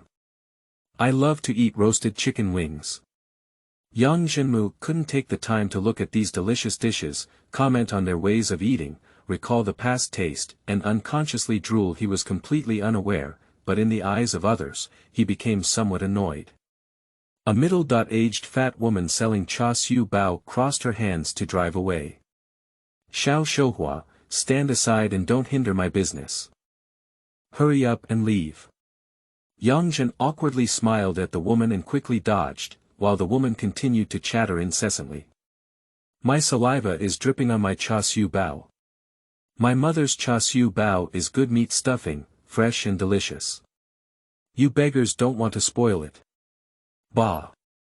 Yang Zhen followed the crowd to a wonton stall. A man was pouring the wonton into the hot pot, and quickly picked up a bowl. He said, "Come here, be careful." Yang Zhen stared intently for a while, drooling one after another. The man was busy all the time, as if he hadn't even noticed Yang Zhen. Yang Zhen chuckled and left unhappily, heading to the next stall. This is a Xiaobing, baked cake in griddle, vendor. The stall owner is an ugly, short man, humming a tune, and glancing at Yang Zhen, he doesn't answer. At this moment, Yang Zhen was already so hungry that her chest pressed against her back. She looked at the yellow and golden pancakes and wanted to ask for them several times, but when it came to her mouth, she couldn't pass the mental barrier and hesitated to say anything. I just stared at the stack of Xiaobing, baked cake in griddle, and my eyes seemed to get angry. The business of Xiaobing, baked cake in griddle, stall is very ordinary, and there are not many customers. It seems that Yang Zhen has been standing beside her for a long time. The stall owner finally moved with compassion and took out a hot Xiaobing, baked cake in griddle, and sent it to her. You little brat, always standing and doing MOZ, are you hungry? Here. Yang Zhen was wandering in the sky, savoring the taste of Xiaobing, baked cake in griddle. Suddenly someone handed him a piece of cake, almost subconsciously, and he immediately refused. No, I'm not hungry. Thank you, big brother. Surprisingly not. You still call me big brother. The man was stunned and looked up and down at Yang Zhen. Is this child a fool? Ah. Yang Zhen also realized that she had called her wrong name and wished she could cover her mouth. She felt extremely regretful in her heart. Why did she refuse so quickly? Now regret it. Listen, this stomach is complaining. But if Yang Zhen goes back to demand it again, he doesn't have the audacity to do so. Sorry to still stand in front of someone else's booth, he had to continue wandering aimlessly in the morning market until a commotion came from ahead. When I got closer, I found a beggar was being driven away by two people, and a young man like a waiter was swearing. I'm really unlucky when I ran into you again, you ugly ghost. Things are not easy to sell. I tell you, don't wander around in front of my stall in the future, otherwise I'll hit you every time I see you. Get lost. The young man stumbled back without resistance, just covering his head with his hand, but Yang Zhen could see clearly that it was the iron pillar that had just separated. Iron pillar brother. Yang Zhen shouted from the side. Iron pillar turned his head and saw Yang Zhen, who looked a bit frightened and ashamed and angry.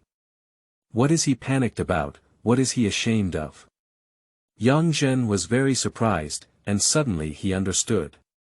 From waking up yesterday until now, although Yang Zhen has only known Tai Zhu for a day, in his heart, he is a brave, hard-working, kind, intelligent young man with many advantages. He treated Yang Zhen as his younger brother, found food for her, and sheltered her from the wind and rain. Although he was a beggar, in front of Yang Zhen, he acted like a big brother. When Yang Zhen couldn't see such a person, he could do various despicable things, grovel and beg for food, and say flattery that he thought was pleasing. However, in front of Yang Zhen, he was careful to cover up everything and maintain his elder brother's dignity. So, I just asked to separate from Yang Zhen and didn't want to beg in front of her, so, this will be bumped into by Yang Zhen, and he will be ashamed and angry. It seemed to confirm Yang Zhen's guess, when Iron Pillar suddenly let out a loud roar, his voice filled with grief and anger. He grabbed the wooden stick in his hand and fiercely threw it at the waiter. Thank you to book friends Xing Tang Tang, 202102160459430907859, Shuzhungshan 2012, Dongyu Daishang, Zifu Zhao Beiqing, and others for their recommended votes. Every vote is everyone's encouragement and support for me. Radish, thank you. End of this chapter. Chapter 9. The Old Woman. You are listening at novelfull.audio. Chapter 9. The Old Woman, stop it. Yang Zhen shouted loudly, but for some reason, her movements were very fast. She rushed to the front of the Iron Pillar and hugged him. Iron Pillar brother, let's go.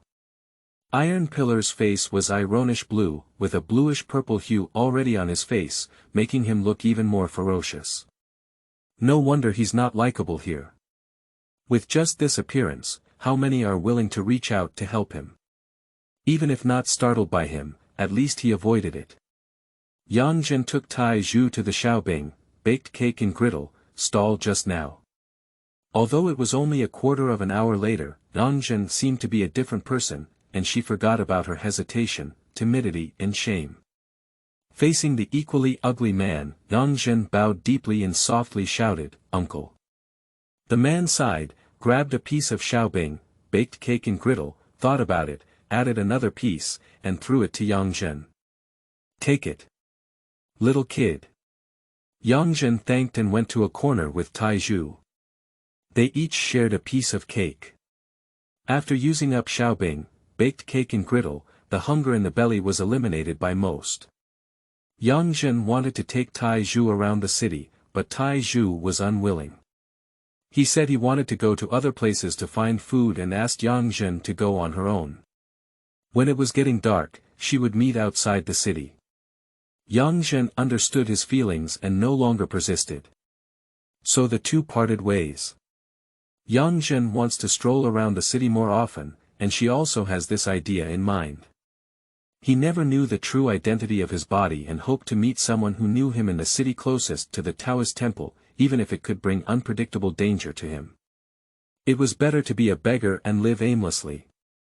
However, fate did not meet people's wishes, and acquaintances did not encounter them.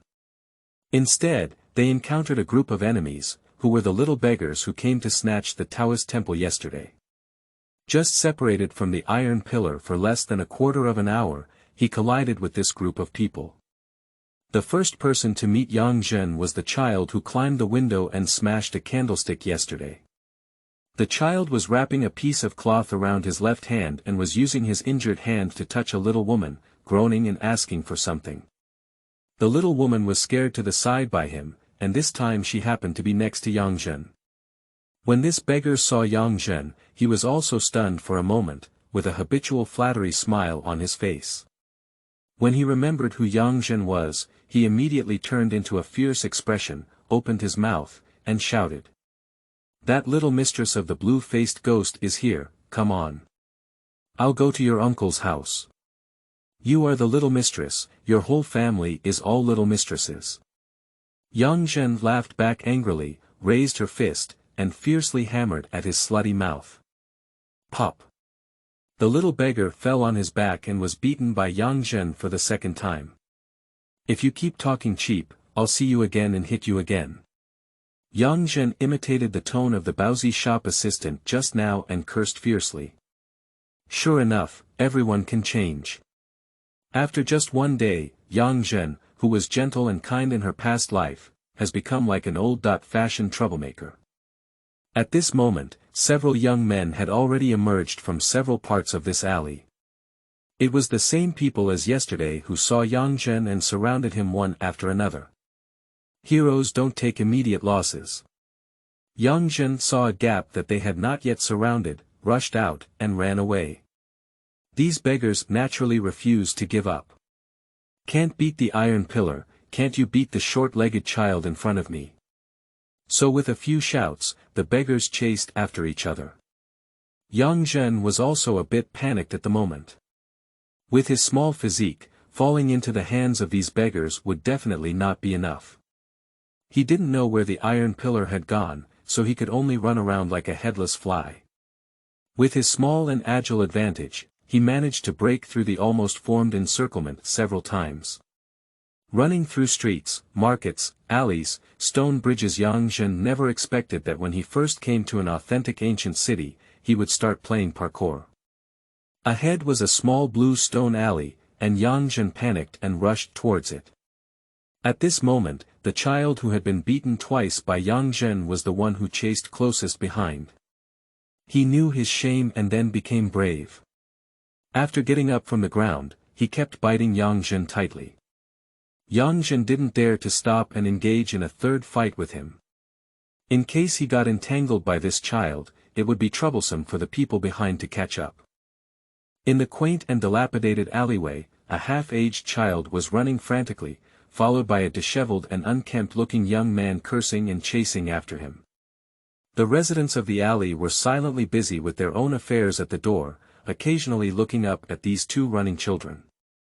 After turning a street corner, there was actually a dead end ahead, and Yang Zhen exclaimed to herself, "Oh no." The footsteps of the beggar behind were gradually approaching, and at this moment, if she turned back, she would definitely be stopped by him. In panic, Yang Zhen didn't want to, but rushed into a nearby courtyard with a slightly closed door. Quickly, the beggar also arrived nearby. Yang Zhen had already closed the door and leaned against it, panting heavily, nervously peering through the crack of the door. In no time, a few more beggars came. After merging with the one in front, looking at the impassable alley ahead, these people looked around with suspicious eyes scanning every house around them. But they didn't have the courage to knock on these people's doors yet. After muttering and cursing, these people left in frustration. Yang Zhen finally calmed down and turned around. An elderly woman in her 60s stood at the entrance of the main room, silently staring at him. The old woman was dressed in a dark blue-gray outfit, which was a bit worn out, but it was starched and washed very clean. Her hair is grayish-white, but she combs it very carefully without any messy hair. In the slightly sunken eye sockets of the old woman, a pair of dark brown eyes were staring at Yang Zhen, with a puzzled expression on her face. Yang Zhen was startled and instantly put on a naive and innocent smile, revealing a row of pure white teeth and politely greeting. "Grandma, there are bad people beating me outside. Can I stay with you for a while?" The people here call the elderly woman, Grandma, which Yang Zhen just learned from listening to people speak in the morning market. The old woman remained silent and pointed to a stone table and stool in the middle of the yard, allowing Yang Zhen to sit down. She turned around and entered the room, then brought out a glass of water. Yang Zhen quickly stood up, took the water glass with both hands, and kept thanking. The old woman looked at the small but polite person and nodded. She then went into the room and took out 2 pancakes, putting them in a small bowl. She watched as Yang Zhen ate them in large gulps, with a kind smile on the corner of her eyes. It has been proven that appearance can really be a source of food. If it were Iron Pillar here, he would probably have been kicked out before he even spoke, and Yang Zhen, with her small and polite demeanor, would have been eating and drinking. So much so that Yang Zhen secretly sighed, knowing that there was such a good place, what effort was put into that morning market just now. Thank you to book friends such as Purple Tsanshue, Guppy, Gale Thief, Book 1 That I Don't Understand, Rain Still, I'm 8870, Huang Bing Air Conditioner Ye, Ing Yi, Guayu, Qingdianzi Changsheng, etc. for their recommended votes. Every vote is everyone's encouragement and support for me. Radish, thank you. End of this chapter. Chapter 10. Abnormalities of the Body. You are listening at novelfull.audio. Chapter 10. Abnormalities of the Body. Yang Zhen calmly ate dim sum while chatting with the old woman. When he was a hiker in his past life, he often went to his hometown to borrow water and stay overnight, and was very accustomed to dealing with the locals. The words spoken and the questions raised often reach into people's hearts. The old woman was probably alone at home, and suddenly such a little doll arrived. Talking to her naturally made her happy. This old woman is not the kind of ignorant family in the countryside. Yang Zhen really learned a lot from her. For example, this country is now called Shugua and has been in existence for thousands of years. The place where they are located is called Qianyang County, and the big river outside the city is called Qianjiang. Qianyang County is very large, and she has never produced Qianyang in her lifetime. Above Qianyang County is Yunzhou, which is a large prefecture of Shugua in this world. You can buy things with copper coins. 1 copper coin can probably exchange for 1 xiaobing, baked cake and griddle, which is the kind Yang Zhen ate in the morning, or 3 small cakes that Yang Zhen is holding now. There are also silver and gold coins on top of the copper coins. Those who can fly are called cultivators, and ordinary people with spiritual roots have learned the magic of the immortal family. They live in the fairy mountains outside the city, and there are also those in the city. They often help the people eliminate demons and maintain peace in the area, such as the water monster they killed yesterday. Don't go to the wilderness casually, there are many monsters there. A mouse is as big as a bucket and can even spew fire. Fox spirits can eat people, and children like you like them the most. Yang Zhen took out the wooden carving with the Taoist's head carved on it. This is Grandmaster Yunxiao. Grandmaster is above, Grandmaster blesses me. Our Shugua is protected by the Yunxiao sect. Yunxiao's sect was built by his elderly family and named after him. There are many talented cultivators and immortals there. We have this statue in every household of Shugua, which can ensure safety. You said you fell from that mountain and didn't die, but it must have been blessed by the cloud ancestor. Poor child, your parents must have been looking for you everywhere. Oh, you said you don't remember, what a sin. These days, I also went to the neighborhood to inquire and see who lost their child. The old woman listened to Yang Zhen's experience and felt very sympathetic.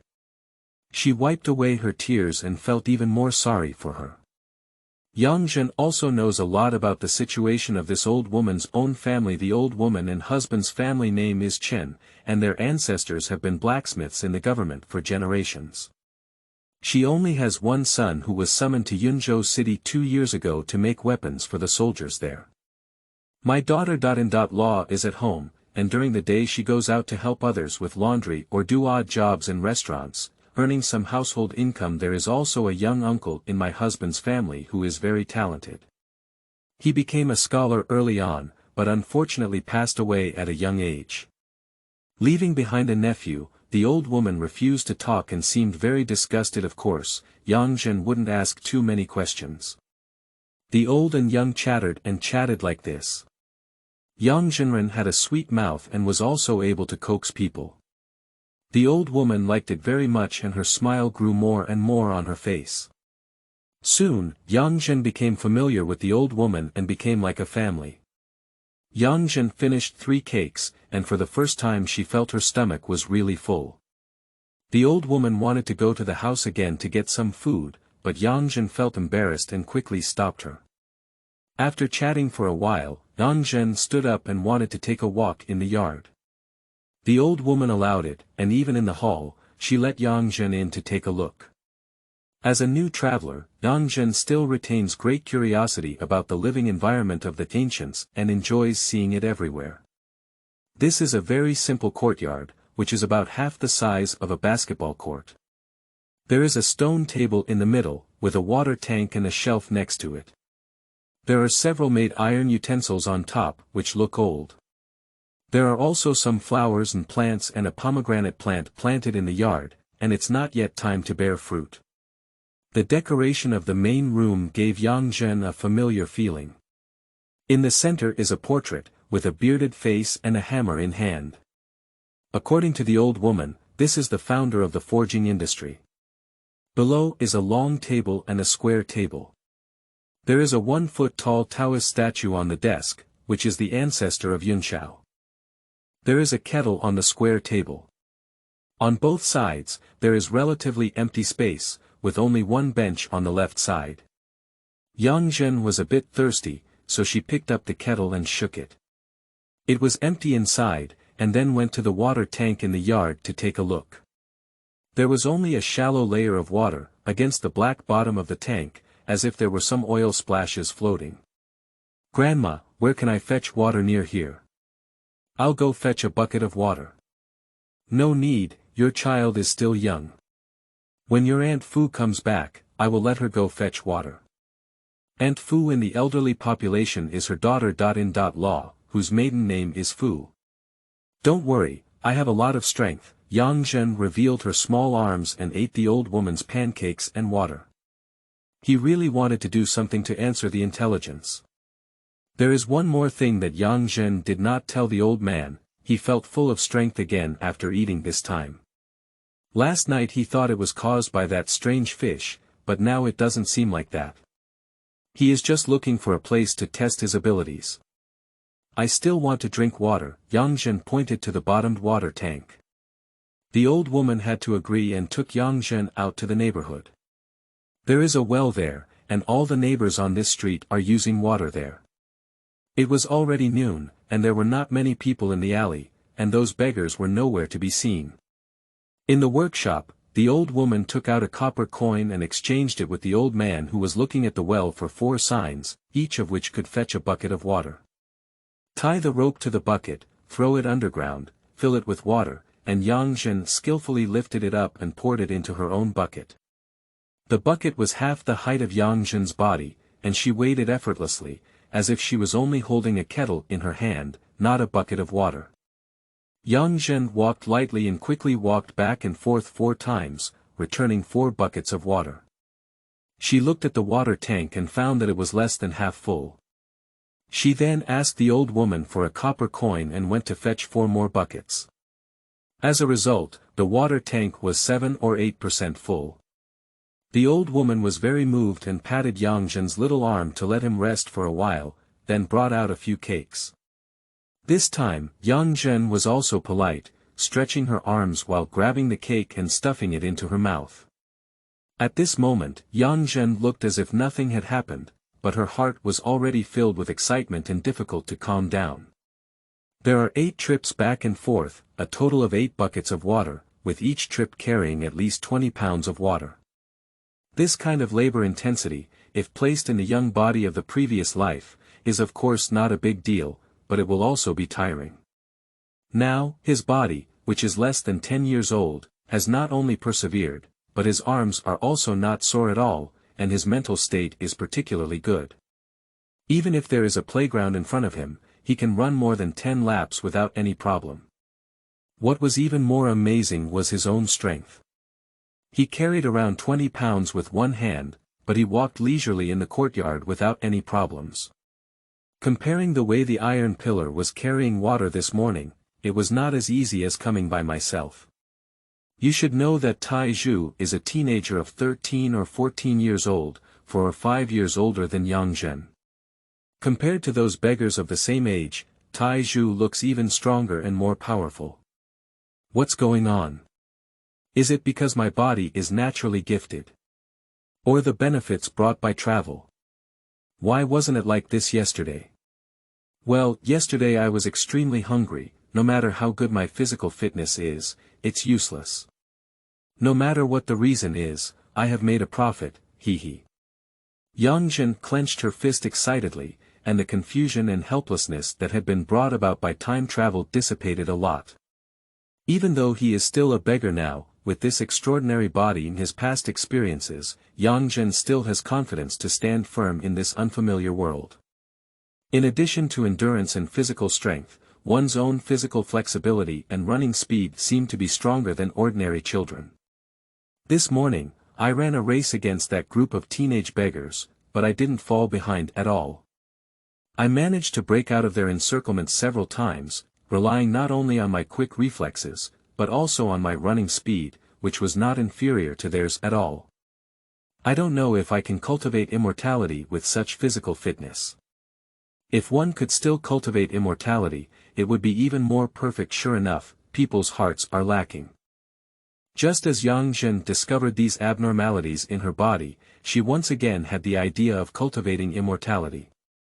Thank you to book friends such as Yushu Lin Feng, Shakong Crane, Starlight Tonight, White Horse Crossing the Gap, Felix Zhang 12mo Muyi Phosphorus, and I am 8870 for casting their recommended votes. Every vote is everyone's encouragement and support for me. Radish, thank you. During the new book period, please collect, recommend, and welcome investment. End of this chapter.